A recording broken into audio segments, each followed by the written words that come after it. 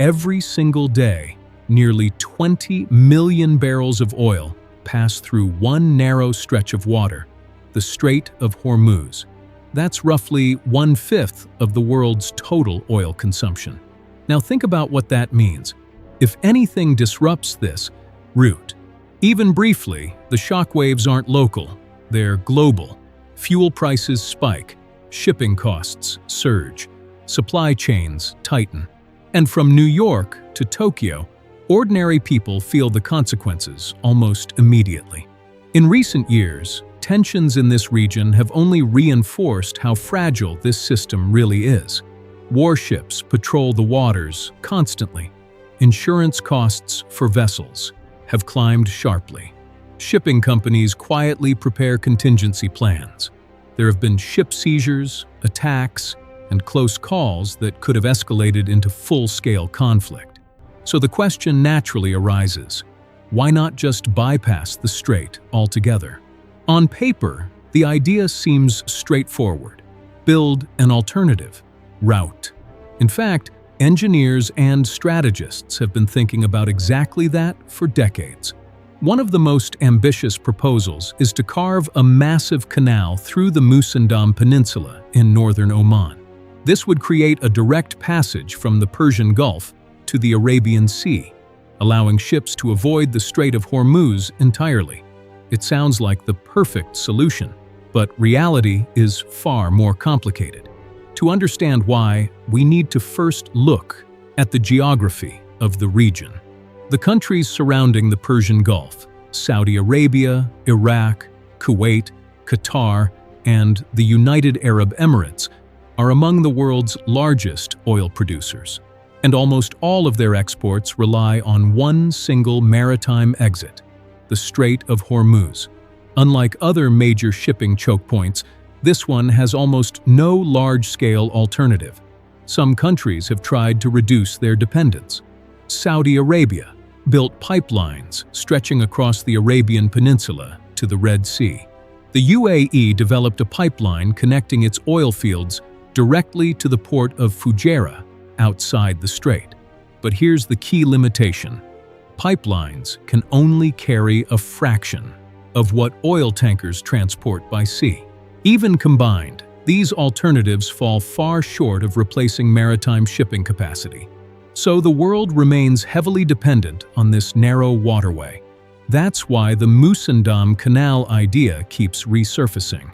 If you look at a map, the concept is incredibly tempting. At certain points, the distance between the Persian Gulf and the Arabian Sea across the peninsula is just a few dozen kilometers. In theory, a canal here could create a second outlet, completely bypassing Hormuz. But maps can be misleading. The Musandam Peninsula is not flat desert. It's one of the most rugged and mountainous regions in the Middle East. It forms part of the Hajar mountain range, with sharp limestone peaks rising dramatically from the coastline. Some elevations exceed 2,000 meters. Building a canal here wouldn't be a matter of digging through sand. It would mean cutting through solid mountains. And not just any canal, a massive one. Modern oil tankers are among the largest vessels ever built. To accommodate them, a canal would need to be extremely deep, wide, and stable.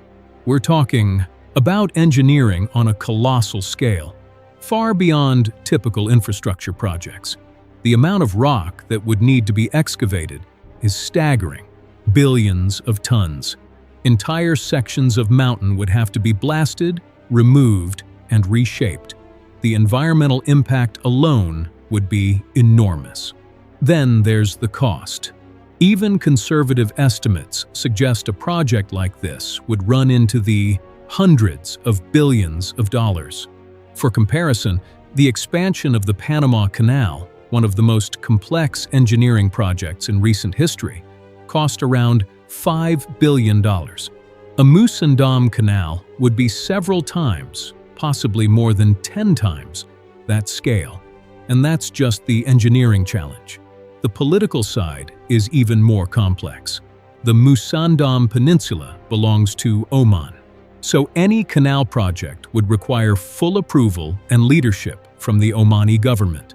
As of now, Oman has shown no intention of pursuing such a development. Their focus in the region is on tourism, ports, and sustainable economic growth, not mega-scale excavation projects. But even if Oman were interested, that wouldn't be enough. This kind of project would require unprecedented international cooperation. Gulf nations would need to align strategically.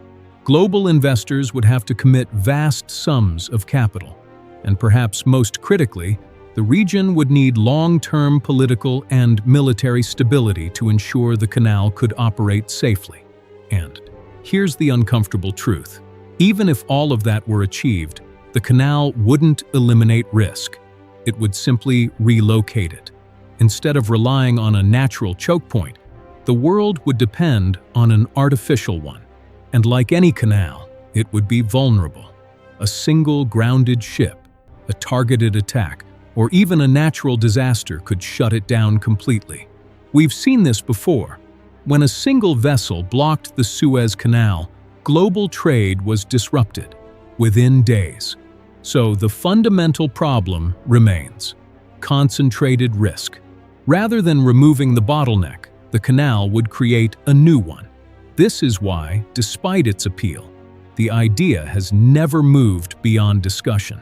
Still, the concept continues to capture attention. And that's because it highlights something deeper about how the world works. Global trade is not just about economics, it's about geography. Certain locations, straits, canals, narrow passages hold disproportionate power over the movement of goods and energy. For centuries, these choke points have shaped trade routes, influenced geopolitics, and even determined the rise and fall of nations. The Strait of Hormuz is one of the most critical of them all. The idea of a Musandam canal represents a human desire to overcome these natural constraints, to engineer our way out of vulnerability. It's a vision of control over geography, but reality pushes back. The scale of the challenge, technical, financial, political, is simply too great, and even if it weren't, the solution wouldn't be perfect. For now, the world remains tied to the Strait of Hormuz. It is still the most important and one of the most dangerous energy choke points on the planet. And as long as global energy systems depend on it, ideas like the Musandam Canal will continue to surface, not necessarily as practical solutions, but as reminders of just how fragile the global trade network really is. Because sometimes, the biggest risks in the world aren't hidden. They're right there on the map, only a few kilometers wide.